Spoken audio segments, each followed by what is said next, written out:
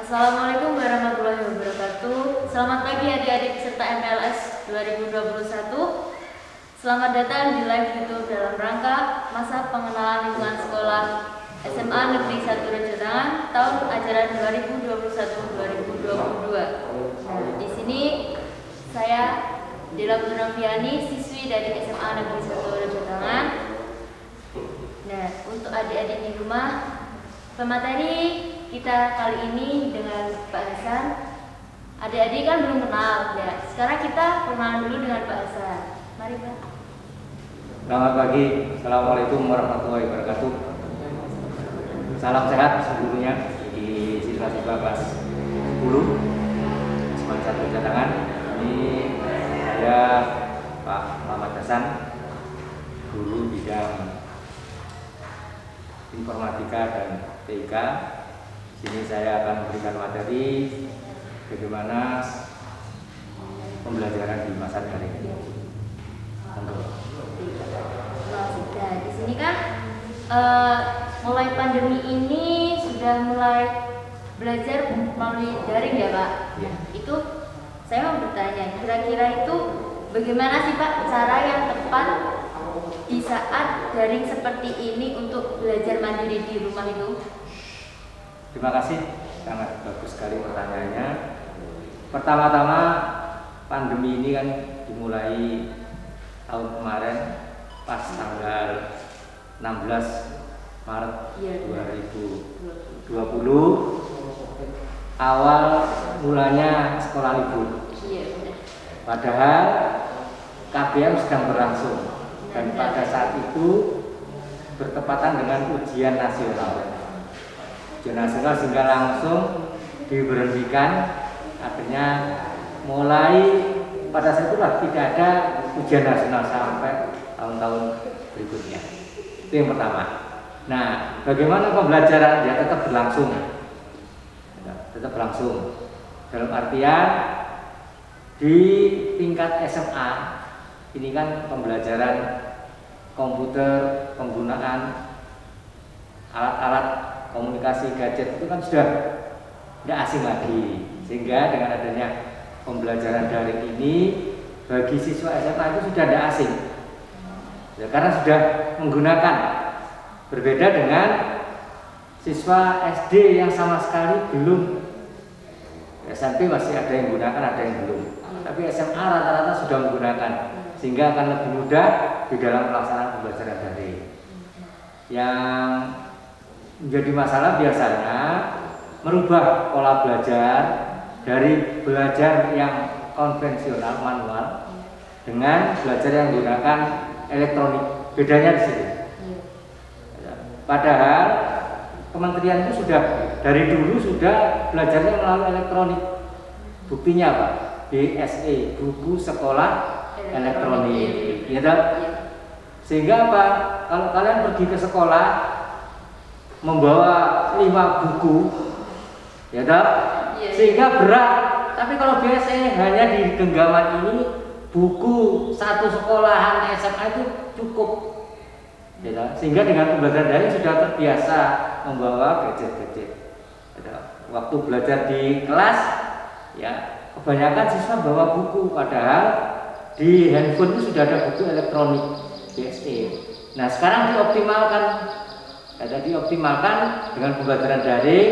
Guru sudah punya bukunya, siswa punya bukunya, dibuka buku halaman sekian, perintah melalui grup WA bisa, melalui media yang lainnya bisa. Jadi untuk pembelajaran daring ini sebenarnya sudah dari dulu sudah dilaksanakan, tapi sekarang lebih dioptimalkan dan harus dipaksakan. Kalau tidak dipaksakan tidak akan bisa belajar. Iya benar. Tidak. Sekarang gini Pak, lalu tanggapan Bapak itu kan sekarang daring ya Pak. Misal kalau habis absen itu kita nggak tahu, oh murid di rumah itu dia benar-benar belajar apa enggak gitu. Itu gimana sih Pak?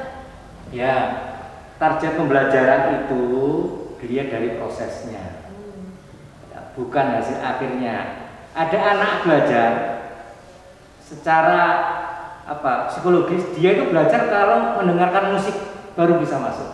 Oh iya. Ya dah, ada anak belajar dengan teriak-teriak. Ada anak belajar yang tekun di rumah baca aja, kan model-model belajarnya, sehingga pembelajaran daring ini sebenarnya lebih variatif, sesuai dengan kemampuan siswa masing-masing. Ada yang anak itu ya belajarnya nyantai, tapi dia bisa. Ya di daring ini sangat dioptimalkan. Kalau di kelas kalian harus duduk, dilihat sama gurunya. Belum tentu anak siswa itu biasanya jalan-jalan dengarkan musik, nggak boleh. Nah, dengan daring ini harusnya nilainya lebih bagus karena bebas anak belajar mengekspresikan pembelajarannya bagaimana, bebas.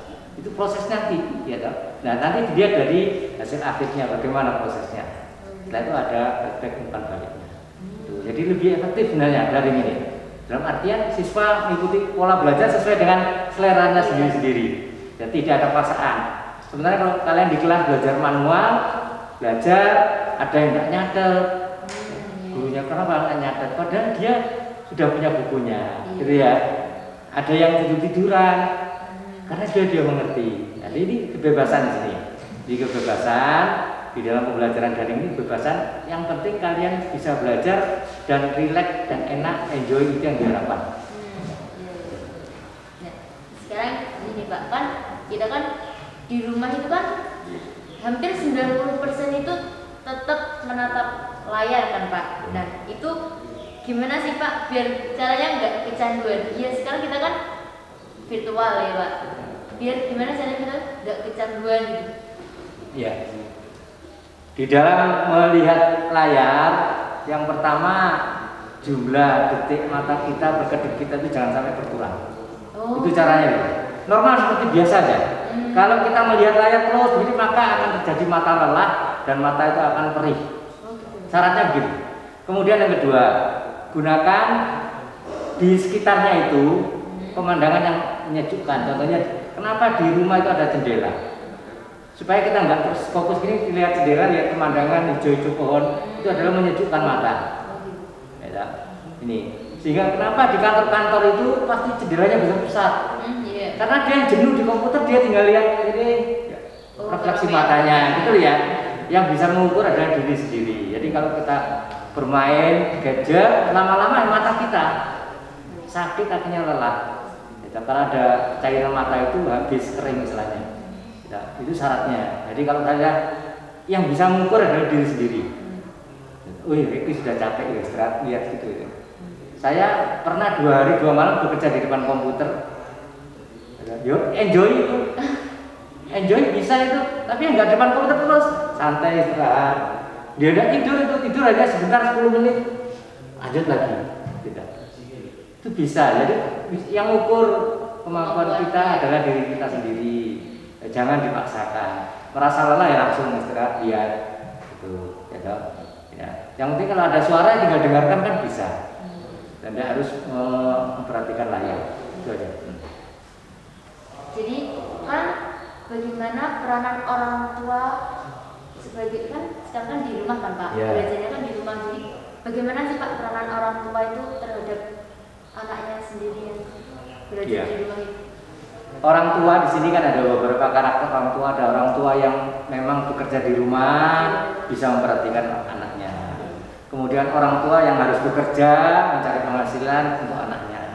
Ya kita jangan sampai menggeneralisir orang tua harus mendampingi, tidak. Penting orang tua itu memperhatikan aktivitas anak. Orang tua yang di rumah bisa mengontrol. Ini sudah waktunya belajar. Kan orang tua tahu jadwal, ada koordinasinya. Orang tua sudah tahu jadwalnya, jadwal pelajarannya. Hari ini pelajarannya ini jam sekian, jam sekian. Orang tua yang kerja di luar, ya tinggal kontak melalui komunikasi orang tua dan anak. Duk, dek, belajar, WA. Atau yang paling enak dia video call, bener dia di depan buku, bener dia di rumah, gitu ya. Jangan sampai orang tuanya enggak, orang tuanya tetap kontrol aktivitasnya. Sama dengan ke sekolah, orang anaknya ke sekolah diantarkan, sekolah sudah sedia. Tapi kadang-kadang orang tua membiarkan aja anaknya berangkat sekolah sendiri. Iya kalau sekolah kan sama sebenarnya. Nah, di rumah juga sama dikontrol. Itu adalah peran serta orang tua di dalam pembelajaran. Jangan orang pendidikan ini jangan diserahkan kepada sekolah saja, orang tua juga harus berperan. Ya, itu. Jadi terus memantau. Iya, mengontrol anaknya tetap. Jadi dalam pelajaran daring ini Pak, itu menurut Bapak efisienkah kepada dari siswa-siswa ini? Apa dapat diterima dengan baik ya Pak? Menurut Bapak bagaimana? Kalau rata-rata dari pembelajaran daring ini asal mulanya itu di Indonesia ini adalah pembelajaran kelas terbuka. Kalau dulu perguruan tinggi itu universitas terbuka. Asal mulanya kan itu ya. Kuliah dulu itu ada universitas terbuka, itu bebas pembelajarannya di rumah, belajar, tapi sistemnya dikasih modul, belajar sendiri, belajar mandiri. Jadi tidak bertemu gurunya, dikirimi modul, nanti awal akhir semester ada ujian, datang, ya seperti itu kan, itu berhasil, bisa. Terus ada lagi sekolah jauh, sudah dilaksanakan sebenarnya. Nah sekarang ini karena ada situasi khusus, mau tidak mau harus mau, ya, mau tidak mau harus mau. Bagaimana? Ya adaptasi kebiasaan belajar secara mandiri dengan daring. Oleh karena itu fasilitas dari pemerintah sudah jelas, pertama pemberian bantuan kuota, ya, kemudian pemberian fasilitas domain belajar ID yang punyai yang di SMA ini digalakkan. Kemarin juga guru-guru sudah pelatihan tentang optimalisasi akun belajar ID, itu dioptimalkan. Nah, yang jadi masalah itu dari siswa itu kadang-kadang satu fasilitas. Kenapa handphonenya penuh? Ya karena menggunakan fasilitas yang disimpan di handphone, tidak disimpan di dalam dunia maya. Belajar menggunakan WA, semua dikirim ke WA, penuh WA-nya. Akhirnya handphonenya lemot, handphonenya akhirnya hang, macet, akhirnya tidak berfungsi, akhirnya mogok, tidak mau belajar. Nah sekarang dengan menggunakan belajar ID ini, siswa juga diberi akun, diaktifkan, guru sudah, itu tersimpannya tidak di handphone, tersimpannya di dunia maya dengan kapasitas yang tidak terbatas, bahasanya itu unlimited. Kalau yang biasa kemarin kan hanya 15 GB, yang akun belajar ID ini fasilitasnya unlimited sampai banyak, tidak membebani perangkatnya, Nah itu yang dioptimalkan. Kalau sementara ini menggunakan akun pribadi, menggunakan WA, menggunakan Telegram, belajar tersimpan di situ, handphonenya penuh, belum lagi foto-fotonya, ya akhirnya penuh, handphonenya rusak, tertunda belajarnya. Ya sekarang disikapi, ya tugas-tugas itu tidak harus disimpan di handphone, simpan di dalam dunia maya, simpan di dunia maya. Yang di handphonenya bisa dihapus, selesai. Jadi keuntungannya lebih banyak ya Pak, kalau Pak tidak akun belajar. Nah ini dari akun belajar ID ini sendiri kan Bapak Ibu guru yang lainnya kan masih belum tahu pasti itu kan Pak. Jadi proses pembelajaran buat yang Ibu Bapak guru itu sulit nggak sih Pak? Untuk guru-guru kemarin juga ada workshop atau diklat selama 2 hari, kebetulan saya yang memberikan. Jadi untuk mengoptimalkan akun belajar ID, pembelajarannya sama, tetap menggunakan Classroom, tetapi media penyimpanannya kan di Drive yang tanpa batas itu. Drive itu adalah dunia penyimpanan dalam bentuk maya.